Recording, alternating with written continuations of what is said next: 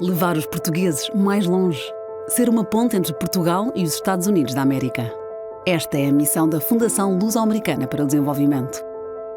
A FLAD nasceu em 1985 na sequência do Acordo das Lajes e por aqui passaram até hoje milhares de pessoas e ideias que ajudámos a transformar em realidade. Promovemos a partilha de conhecimento e experiências através de bolsas de estudo, estágios, prémios e conferências unindo os dois lados do Atlântico. Trabalhamos diretamente com a comunidade portuguesa nos Estados Unidos. Queremos contribuir para que o papel dos luso-americanos seja cada vez mais forte e para que as origens portuguesas sejam continuamente celebradas. Nesta ligação atlântica surgem, claro, os Açores. Pela sua importância geoestratégica de segurança e defesa, científica e cultural, são um ponto essencial na atividade da FLAD. Somos ciência, educação, arte e relações transatlânticas.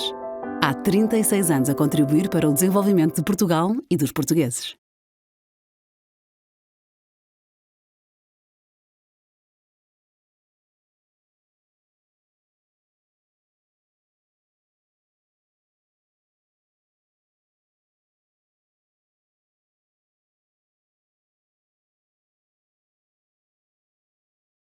Hello and good evening, everybody. My name is Magda Vakil, and it is my pleasure to host you today on our Meet the Artist session with Ralph Almeida. This is part of the This is part of our project of the Portuguese American Art Gallery, and which was created by PALCUS with the support of the Embassy of Portugal, FLAD, and the Chamber of Commerce, the Portugal-US Chamber of Commerce. We're here to meet Ralph.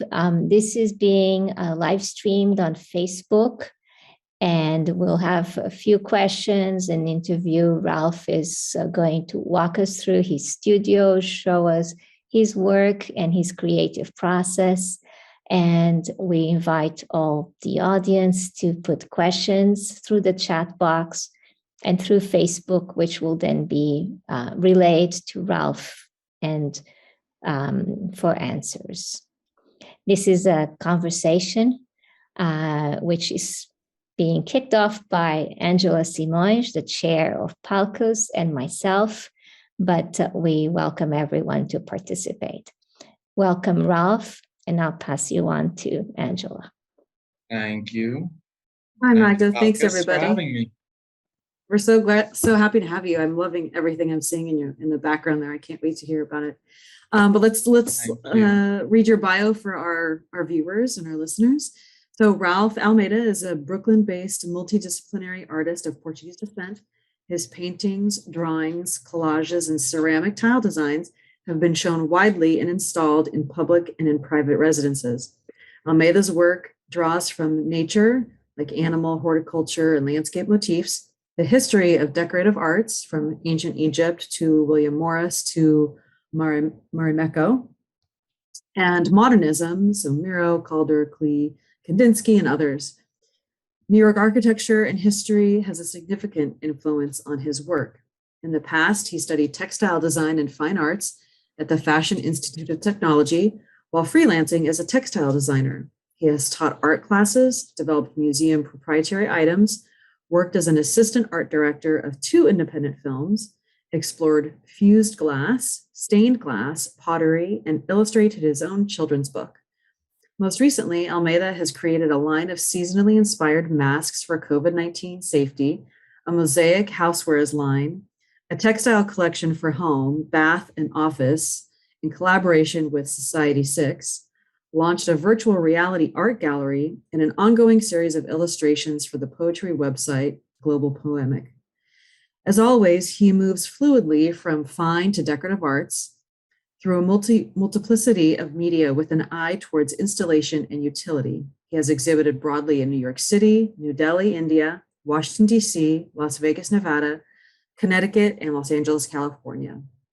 Ralph's projects, interviews, merchandise, website, and VR gallery can be seen at linktree/Rafa Art. And we will put this link in the chat as well as in the Facebook comments. Ralph, you are a busy guy. My goodness. That's amazing.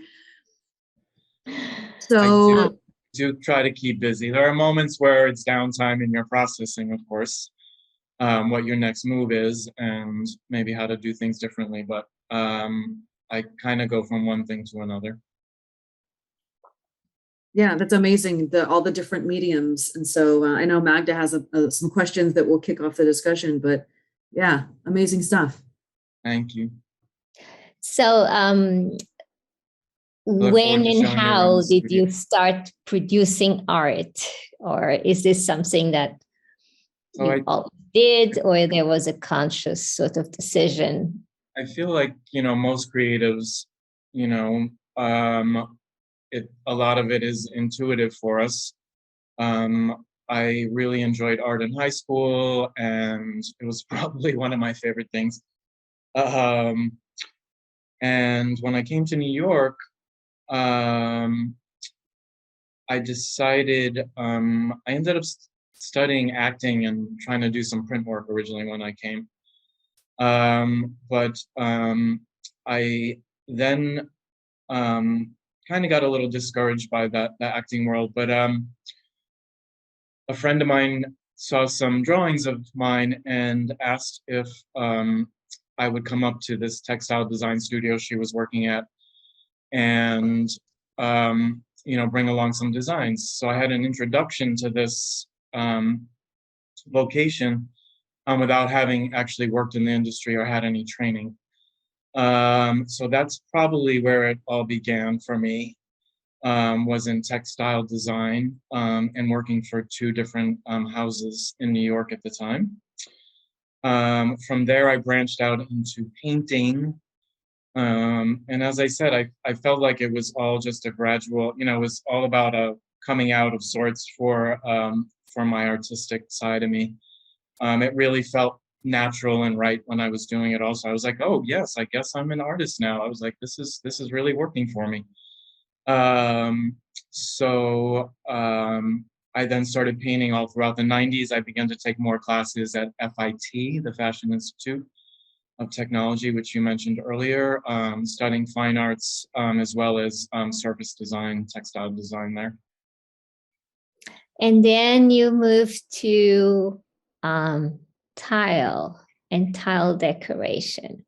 But I think for the audience benefit, tile and what is in Portuguese called azulejos is a very typical material in decorative home decoration and architectural design in Portugal and in many Mediterranean countries. However, I think it's interesting to note, because Ralph, you grew up in the United States. You were born in Connecticut, right? If I'm not wrong. Yes. And so your direct influence is kind of indirect, right? True. I did. Tell us a little bit about how you came across this, and then when we look at the designs and some of your, the elements that come through in some of your tile work, they are like from this side. And for the sake of the audience, I'm today in Portugal, so I'm across the Atlantic from you, and it's midnight here, but it's okay. The tile medium for me didn't really come out for me till when I moved to California, which I know we're going to be talking about later. It was as a means to find something accessible for people. I was going to be doing more outdoor shows, so I wanted people to be able to have something they could walk away with. Maybe they couldn't afford the $400 painting that was behind me, but they could afford this, $40 or $50 tile that was right in front of them. So that's where that came about. California itself, of course, has tiles in multiple places as well, which I'll talk about more.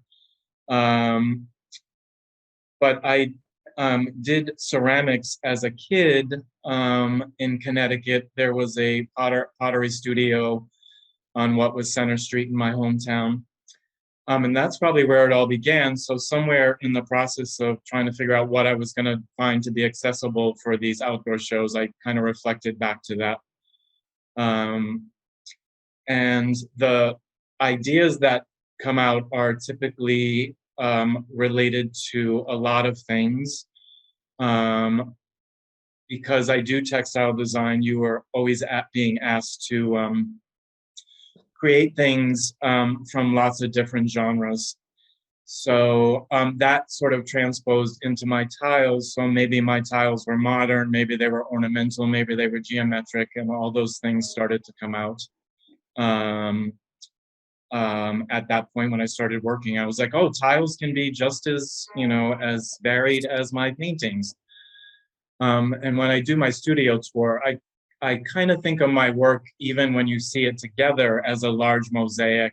I do tile mosaics, but when you see the paintings and the mosaics and the ceramics together, all the different ideas, you can kind of see that, it is a mosaic of different things.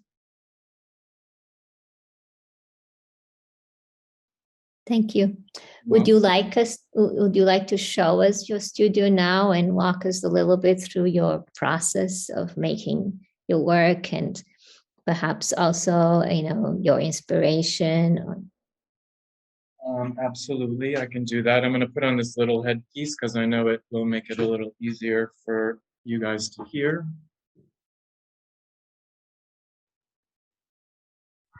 Let me start the lighting a little closer.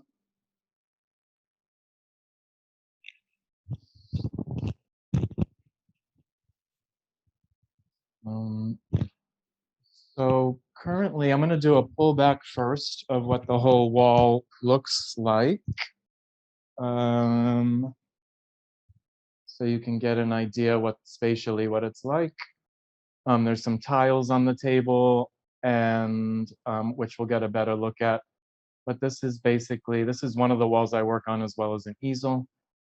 I'm going to just quickly show you this little thing up here, which is a mobile. It holds a lot of inspiration for me. A lot of these things start as a mini watercolor, and then they become paintings and or tiles. Just do a quick view of that. It's a mobile. I keep it right in the center of my studio. I feel like you could turn that into a product. Yeah, it keeps me inspired. I'm going to show you some tiles. I'm going to bend it down a little. These are of let's see. Maybe I need to open it more. I'm going to pull some out, but I just want you to get a little view of some of the things. This piece I put together today, it's a tree of life. I call them backsplashes. As you can see, they're comprised of 6 different pieces. I put them on these, I usually put them in a frame, which you'll see some later when I get to the other wall.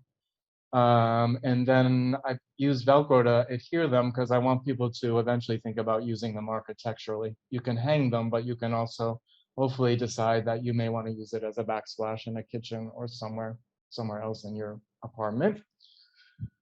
This little piece is a little Lazy Susan I posted recently that I'm working on. I'm doing more mosaics now. I have an abundance of tiles, so I decided that I should start, of course, doing more mosaics. This is another tray that I did also on there. I had a little mishap with these trays. They looked like this. They had these little edges, and they fell off the table on me, so I ended up having to kind of rework them into other things. It's that old saying, like, what happens when you get lemons? You make lemonade. I ended up making this little Lazy Susan. I still have to grout these things. Here's a couple pieces that are a little Portuguese inspired. You would maybe find something like this in a Portuguese mural. That little face. These are from the Alfama region in Portugal, this style. I'll show you a couple more of those. This is Alfama also style. I work in a 6x6 style just because the space, I like the more space. Traditionally, you see a lot more of this size, which is 4x4.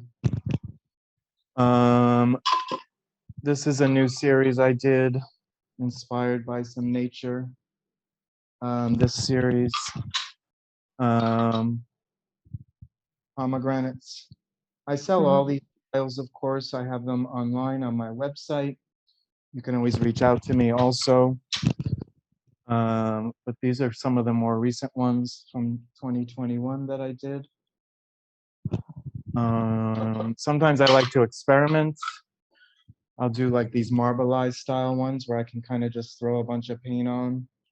So I'm always trying to experiment with different styles as well. I got inspired. I went to see a Yayoi Kusama exhibit at the Botanical Gardens, and so I did a little polka dot series, a little Yayoi Kusama style. These, I love elephants, so I do a lot of elephants too. A friend gave me some block prints from India, so I did these on tiles. I paint on what is a plain white bisque tile. It looks like that when I do it, but then I paint with colors on top, and then I have to glaze them, and then I bring them to a studio to have them fired.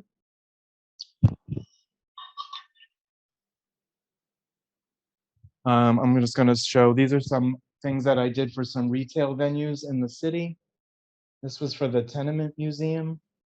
It's based on some wallpaper in the historic tenement, which was built in 1863. We talk about, very cool. I actually worked there, and we talk about immigrants that came through Ellis Island and settled in the Lower East Side. And this was one of the wallpapers in the building. I also did some work for the Eldridge Street Synagogue. This is based on designs in the synagogue, built in the 1870s, the synagogue. These are some tiles I did recently for Turnstile Tours. It was another webinar that I did. These are based on tiles in a villa in Brooklyn Park, which is Prospect Park, excuse me, which is by my house. I'm in there all the time. I discovered that Litchfield Villa held some original encaustic tiles. It's a little different process than this, but these are some of the designs that I found when I went to the Litchfield Villa. They only have them in the entryway, actually. So I decided to, we did a tile demo when I did this other webinar where I was actually painting tiles. And then these ended up being some of the finished products from that.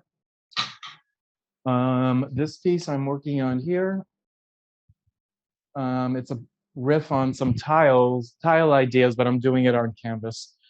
It's still to be determined what exactly I'm going to do, but I was creating this tile frame, and then of course was going to maybe insert some sort of imagery in the center of that. Do you use like a stencil or those freehand? For these, I did do stencils. This is another tile idea that I did also, which is, of course, of Portuguese. It has the Sardinhas and the Coruscant de Viana, and then the Gallo de Barcelo. The Gallo, yeah. And then there's some gallos up there also. I can't tell actually how the light is bouncing on that or not. Great, so this is another little view. I'm gonna come over on this side. We'll give you a little tour of some other projects that I've been working on. This is a little wood burning series, a la Tiles. It's based on a book I was reading, 5,000 Years of Tiles. So these are wood placards. This says Amor vincit omnia, love conquers all. And then these are some other ones in the series. I plan to do a lot more. I have about 8 in the series right now. And so what kind of tool do you use for that? It's like it's a wood burning. It's a wood burning tool. Okay. Technically you can use multiple tips, but I only had one tip, so I did. I used the one tip to make all of these. It was kind of difficult, but I managed to work it out. And then the colors are added with what kind of? That's an acrylic.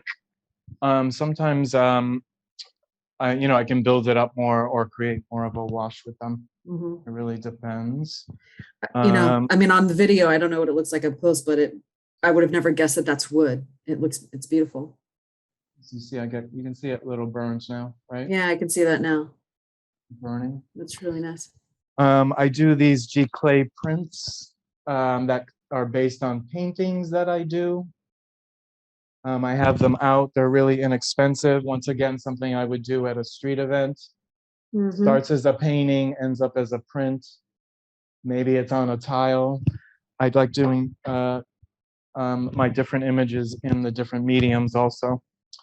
For instance, I'll show you this one also. This is a little series of tiles over here. Once again, I call them backsplashes. I like this. Hopefully this is not too,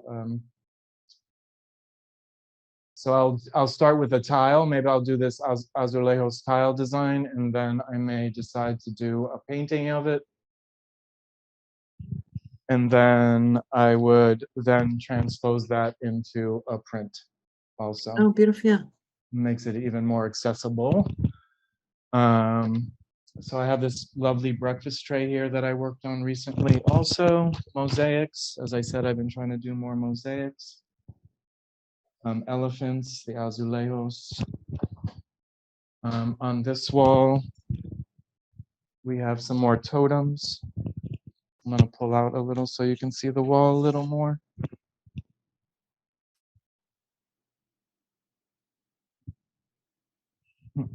Very cool.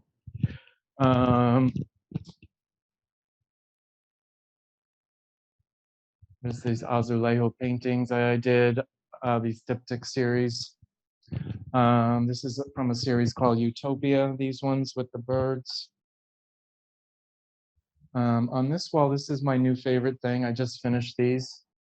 I'm going to pull out a little too so you can see all this. So that looks very textured. What is that? It is textured. I'm going to come up a little closer.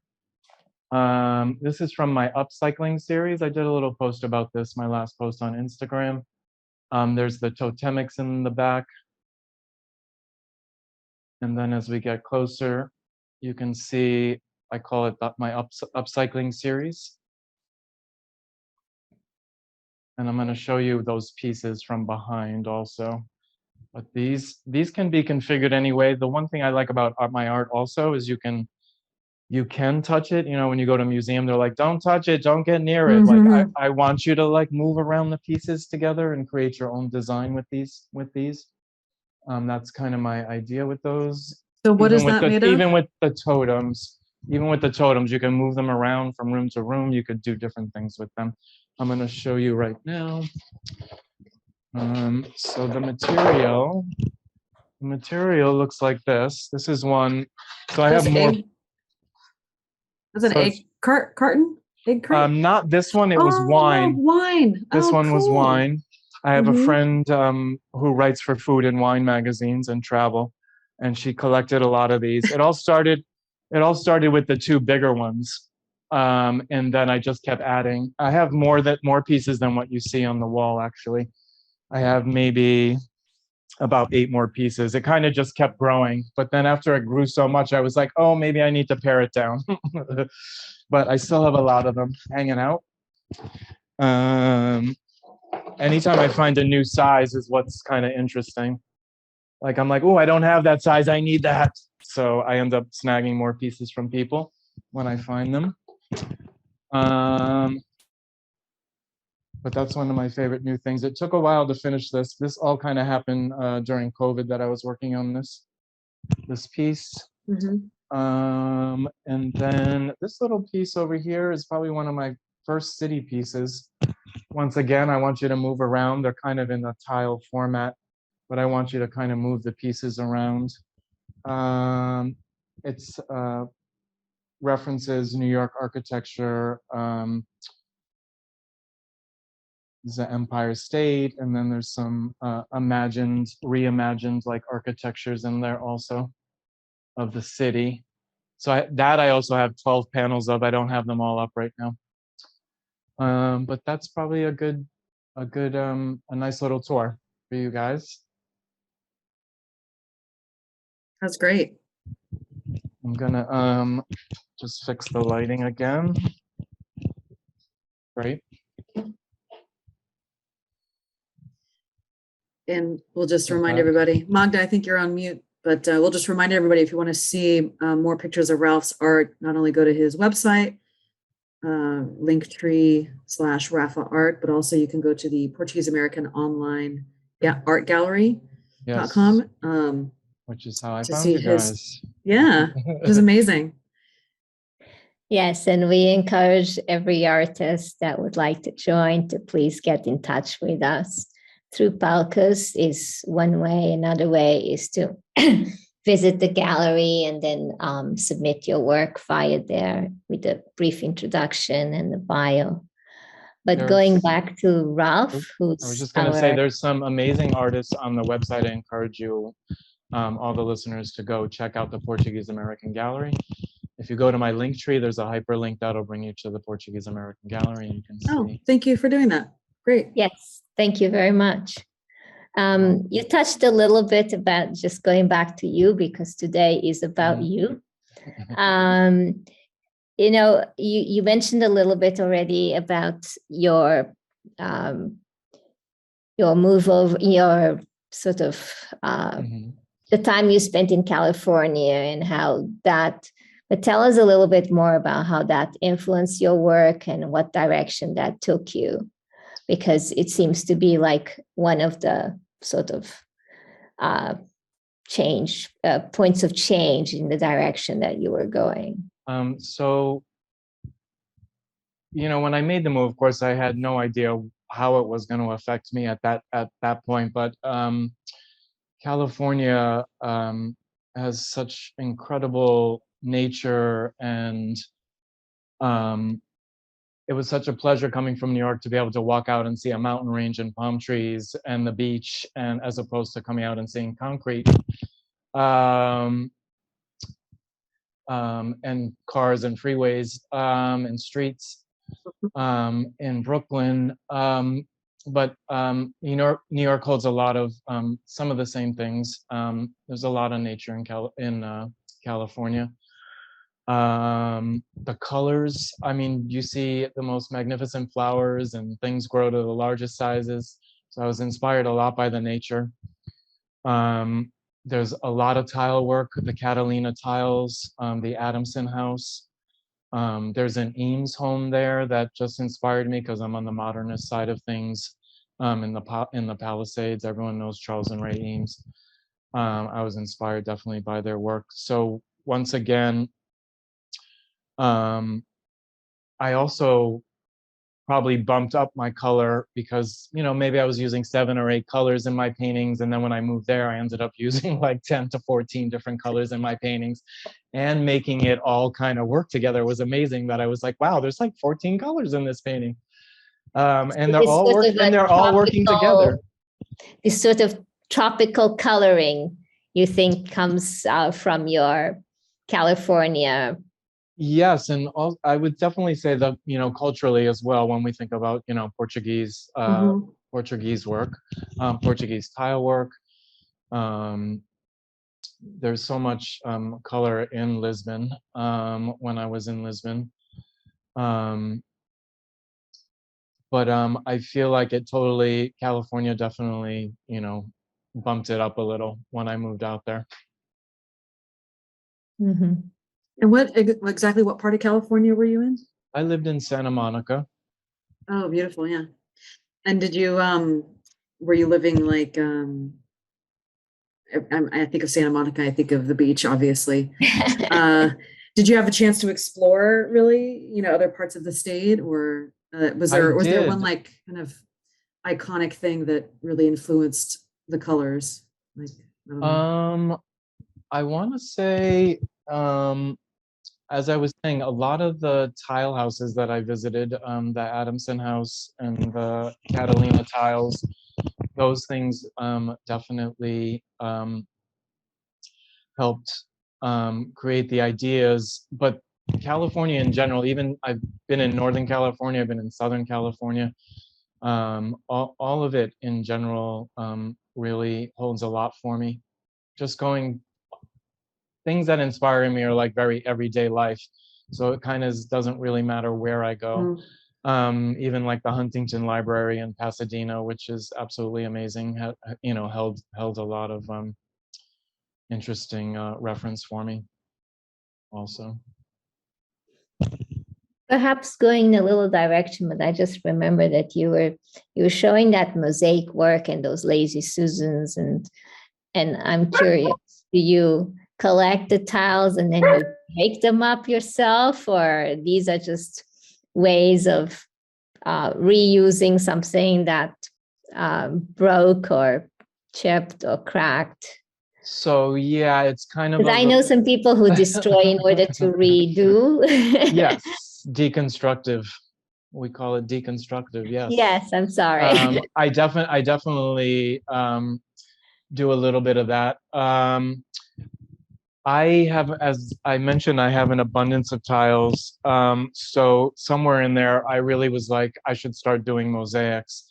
So I don't get so formal with it. I really just break them up. There are ways to cut the tiles and have cleaner edges, but I do more of a truncatus kind of thing where you can like break them and piece them together still. I like to say tile making isn't always the kindest thing, as well as pottery. And by that I mean you create this piece. You create this piece for a very long time, whether it's pottery or tiles. You glaze it, you get it in the kiln, and then when it comes out, you're like, what happened? Unfortunately, it may not come out the way that you thought it was going to come out. Sometimes there's peel back with the glazes. Things don't always come out right. So I will sometimes take those tiles that may have not worked properly for me, and I will break those tiles up also and use them in these pieces. There's options where you can reglaze tiles and get them refired and then get them to come back out. And hopefully, after a second fire, maybe you can, get your tile to be actually work. But sometimes I just roll with it. And something comes out, incorrect. I'll be like, okay, I know what to do with this. I'll be using this for my new breakfast tray that I'm working on. Mm-hmm. Of course, we've all been impacted by the last couple years, 2 years almost, by COVID. And we saw that, earlier you showed us some masks that you had designed. Yes. But apart from that, how did COVID affect you? Because of course, being in Brooklyn, you were in New York City, which was one of the first cities in the United States to experience a lockdown and really tough times. I was there too, so I know. So how did that affect you and your work, and how you come out of that? It's a really good question. A lot of things happened during that time. I think for most people, everyone was in shock at the beginning. It took me probably March, April, May. It took me we had a shutdown in March here in New York, and literally, everyone was like, what are we doing? What are we going to do? 2 months later, I kind of stepped into action because I was like, I need to somehow try to figure out how to generate some cash. What was I going to do? People started reaching out to me to do projects. I decided, when you start a business, and I do have a business, what do they tell you? You have to have something that everybody wants, right? You can't just create a pencil with some designs on it. What is that thing that everybody needs in their life? And at that time, for me, it was these masks, right? It was this idea. So these really kind of launched a nice little business for me. These are based on some tiles that I did. I took the designs and sent them off. A company in the UK was making the masks for me. This one is based on some pieces you saw. It's a little hard to read, but I collaged a bunch of the paintings together you just saw and created that one. So this is kind of the direction I went. These are some fleur-de-lis, another project that I worked on. There were some tiles for a girls camp called fleur-de-lis. I did them for a silent auction. So that was one of the things that I really realized I needed to step into action and do. I found that the community really bonded together and were reaching out. People wanted to help me redo my website. I created a VR gallery during this time. I think what it really did, of course, was allowed me to focus on my work for the first time, like full time. In the past, I always had to do it on a part-time basis.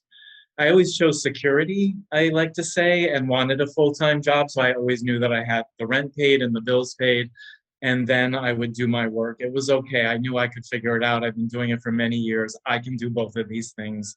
I can still sell my work and I can still have a job. Outside of your, of course, your regular income, you always need another income to help support you, as a lot of people know. People have 2 jobs and 3 jobs in this world. Especially in New York City.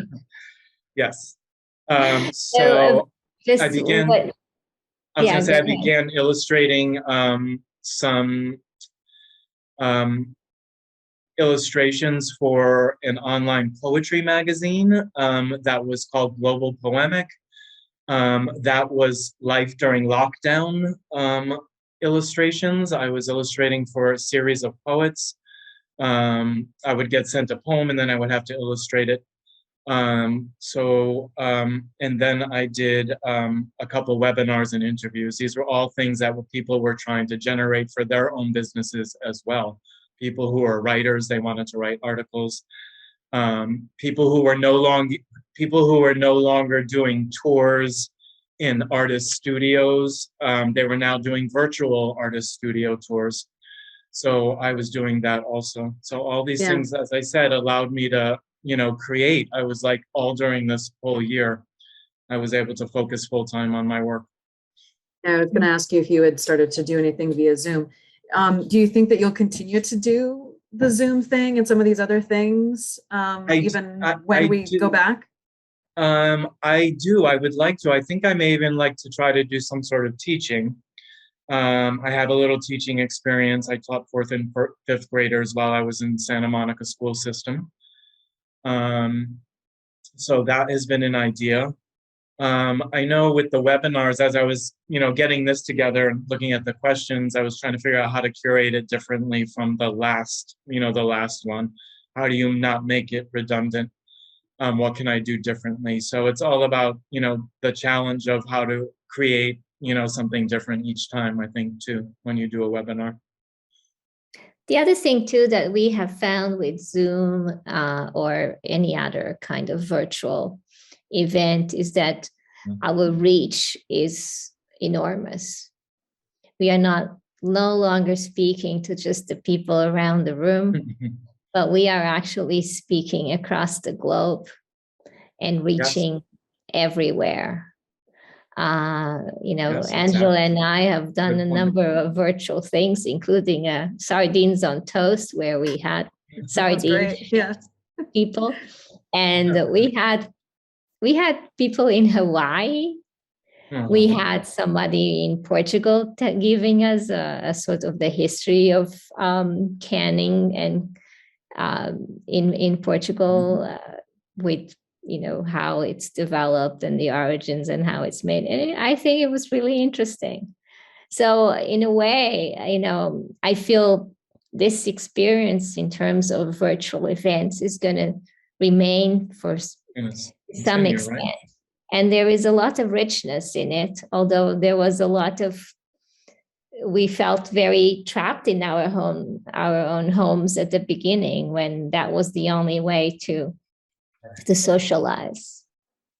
And this also becomes archived and people can still continue to watch these things. So there's a whole, library of things for people to really tune into. Even if you miss it, you can still, get to catch those things. Yeah, absolutely. Now you touched on something else, and you talked about how you always valued security, and so as a job was giving you that. Talking to many different artists and also other people that I know, when they decide to pursue a different type of career or a less traditional type of career, Right.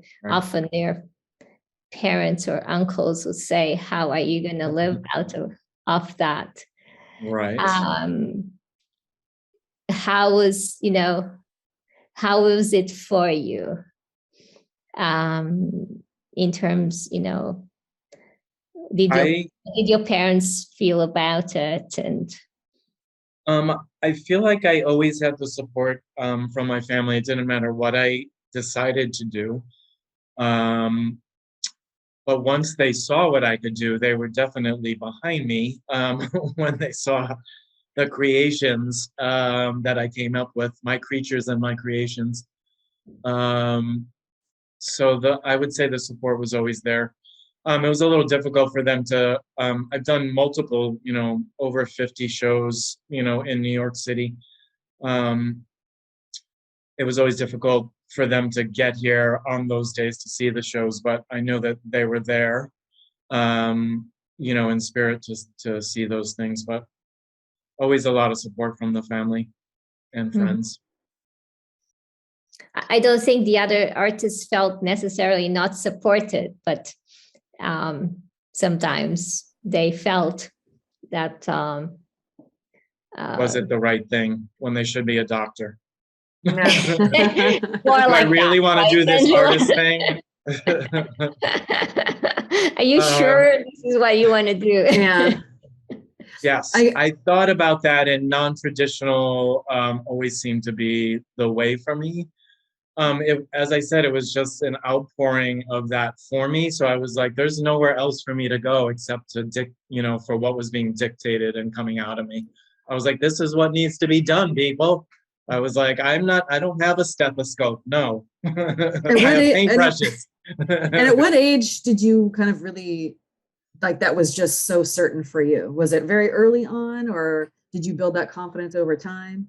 So I remember at an early age, my aunts and uncles being, taken over mainly by my color choices in my colorings when I would do coloring book stuff. And they were always like, wow, he really knows how to use color. And I was like, from then on, I always, kind of tune into that, right? You listen to what people are saying.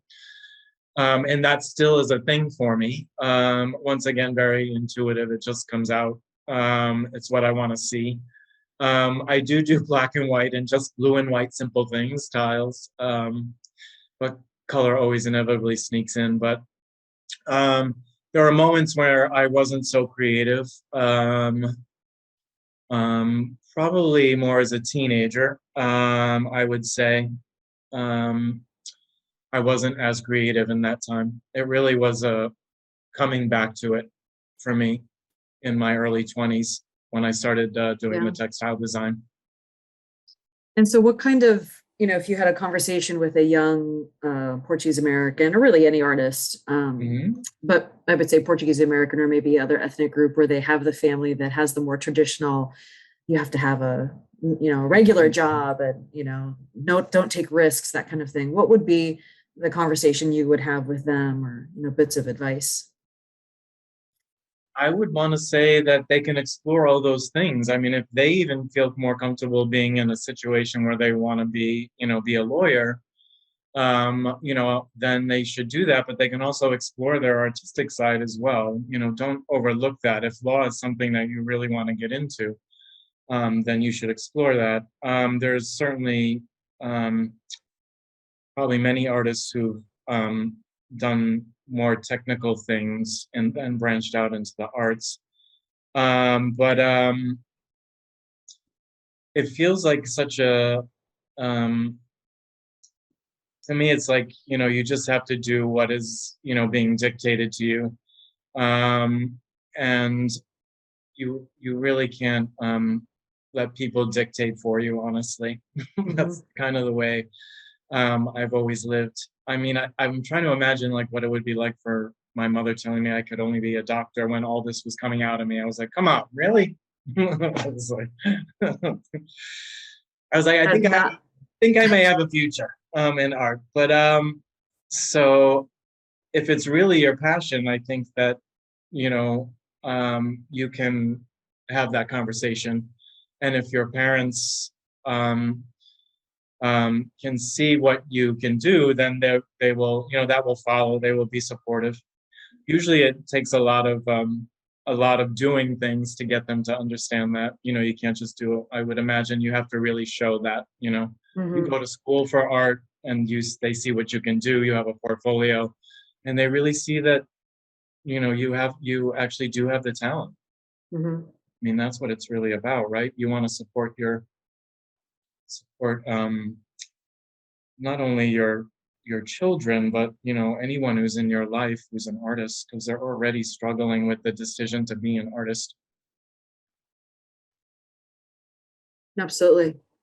I think it's a good message, not only for, no, go on.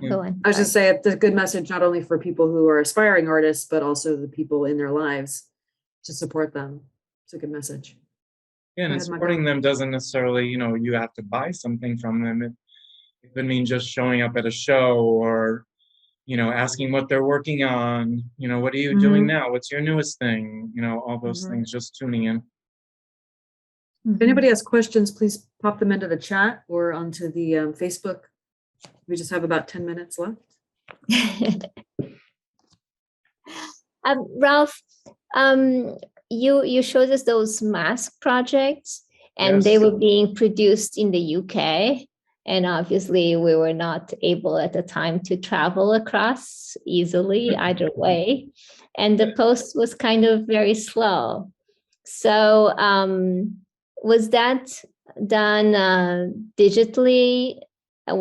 Did you see samples for colors? I did not actually. I ran a couple samples. When I saw this company, I was like, let me just run some masks off. We need masks. I was thinking even myself, I was like, I'm going to put some of my designs on some masks for myself and see what they come out like.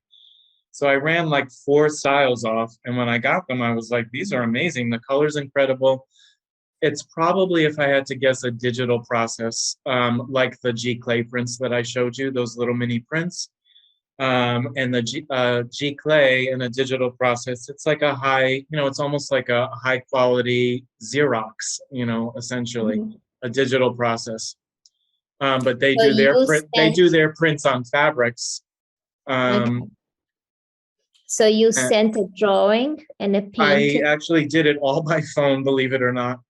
I didn't have a computer until like halfway into last year. But for the most part, it was so easy to do on my computer because I created the layouts on the computer, on my phone.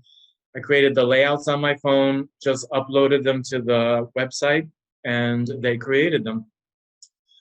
Once I saw the samples, I didn't ask them as I did other orders. I didn't say, oh, can I please see a virtual sample before you send these to me? I was just happy with the original, what they did. And true to form, every order that came, they FedExed them to me, so they literally were here in 3 days. It maybe took 2 weeks for them at the most to get these printed for me. And then they would arrive like, 3, 4, 5 days later to me in the mail from the UK. And then I was able to get them out. I had to go to the post office. I packed all these. I was wearing a whole nother hat, of course, and I would take the orders via the phone, either through social media or through emails. People reaching out to me through all different different channels. And I would pack them, of course, in envelopes, and I would head to the post office like 2-3 times a week, and I would get these orders out to people. And then a lot of people, of course, supported me by wearing the mask and posting them on social media. More and more people started to reach out to me also through that. But each pattern was painted on paper first? So there's different ideas. Like this one, for instance, was a tile idea. And so I took the tile pattern and put it into a repeat. and did Okay. that. This was more paintings, this one. Mm-hmm. You can kind of see some of the paintings behind me. That's the azulejos one. So this was a little collage I put together in the layout. Layout is an app that Instagram supports. So Yes, you can I take know. an image, and basically put it into repeat. So that's essentially how I did it. There's a little secret for you. And then I've done a little, I mean, it's amazing. I mean, you're able I to. had a picture of the Central Park across the reservoir where you get the buildings to reflect on the on that reservoir, and then you put them all together and you cut them up so you can sort of make a little pattern that looks something completely different. In the end, it's just trees reflect and buildings reflecting on the water. I like to do it a lot with my tiles because then you get an idea if you want to commission me, what does that one tile look like multiplied, right? You're like, oh, I bought this one tile, but if I buy 6 of them, what is it going to look like when I put them all together? So that's kind of why I do it. But a lot of the masks were based on tile work, paintings, and also textile designs that I did. Nice. And you can reach out to me through my website, Rafa Art. I'm about to launch a new website. I was trying to get that done today. I wasn't able to connect with the host to have them delete my old website and put up the new one. But probably by the end of the week, my new website will be up. But you can certainly see my new one in the link tree. There's a website link in my link tree for the new website. And there's some mask images. And I can always send you what's available currently. I have like maybe 4 patterns available right now in the masks. Great. If you don't have 10 masks already. I know, get a whole basket. Well, as we just have a few minutes left, what's next for you? Any big projects you have going on, or what should we be on the lookout for? I so much am going to put this out there, but I would love to do more mosaics. I really want to create like a whole wall, a whole backsplash for somebody in their house. If someone wants to do that, I would love to do more larger projects. I don't want to sound ungrateful, but sometimes I'm like, I don't want to paint on a 6x6 piece of anything anymore. I need a large wall. So that's one of the things. I would love to do set designs also. If someone is in theater and would love for someone to do some fabulous 3-dimensional works or 2-dimensional pieces, I would love to create some set designs. That's kind of the direction I'm going. Once again, large scale. And would you go on location to do those, or? Absolutely, I could paint them right in if I could paint them in the theater piece, I would love that. My apartment is a little conducive to doing some larger things. But of course, it's all about getting it to that place also. I would think the theater space would be in the city, so I'd have to take some large scale piece, get it in a car, and then get it into the city. Or even New Yorkers, of course, they do everything by train. So you would probably see me with some large 3x4 painting, like on the train, like trying to get to some theater place. I would be so afraid. I do drive, so I can definitely get some things in a van, and I know a lot of friends who drive. I'm not always comfortable with driving larger vehicles. I'm used to driving more compact things. I feel more comfortable, but I would definitely be up for some large scale works. And if there are any private investors out there who want to help me open a business, that's my other idea also. You just saw the Rafa. You just put it out there, why not? Right? I just showed you the Rafa studio. That's the Rafa store also. Very cool.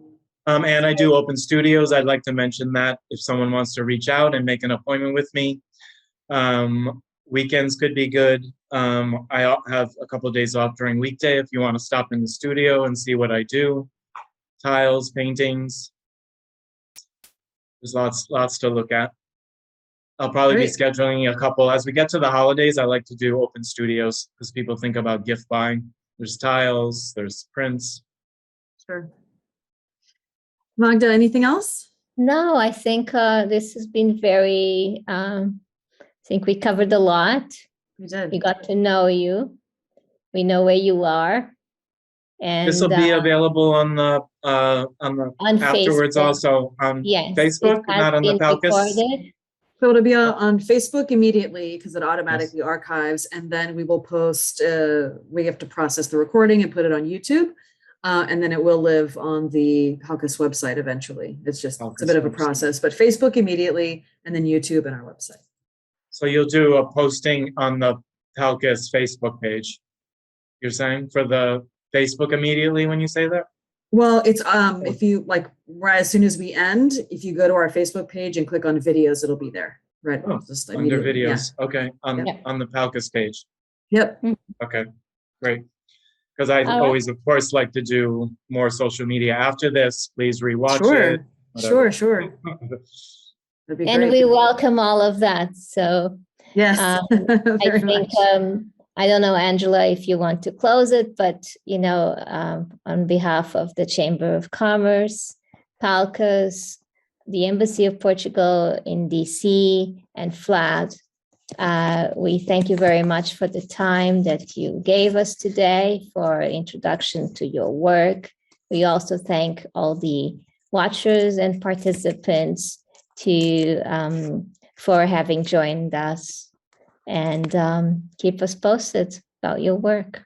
Very much. Thank you. Thank you. Just a big thank you to PALCUS, of course, and the Luso-American community for supporting me.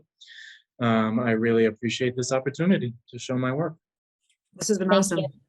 Thank you so Thank you. much. Thank you. you. Thanks, everybody. Have a good Bye-bye. night. Bye. You too. Bye-bye. Boa noite. Boa noite.